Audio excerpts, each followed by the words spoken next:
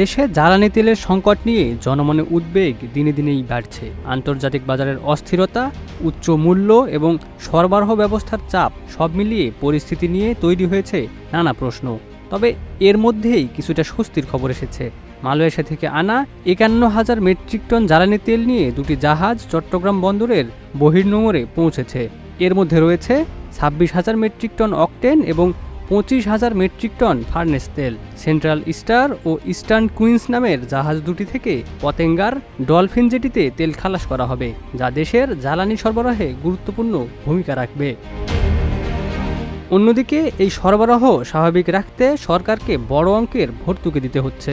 বর্তমানে প্রতি মাসে প্রায় ২৫০০ থেকে ৩,০০০ কোটি টাকা ভর্তুকি দেয়া হচ্ছে, কারণ প্রতি লিটার ডিজেলের প্রকৃত মূল্য ১৫৫ টাকা হলেও তা ১০০ টাকায় বিক্রি করা হচ্ছে।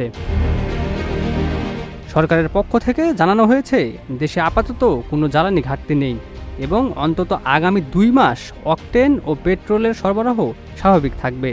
নিয়মিত আমদানি এবং মজুদ পরিস্থিতি নিয়ন্ত্রণে রয়েছে। একই সঙ্গে অবৈধ মজুদ ও কালোবাজারি ঠেকাতে সারা দেশে জোরদার করা হয়েছে অভিযান। ইতোমধ্যে বিপুল পরিমাণ জ্বালানি উদ্ধার এবং জরিমানার পাশাপাশি দোষীদের বিরুদ্ধে আইনগত ব্যবস্থাও নেওয়া হয়েছে।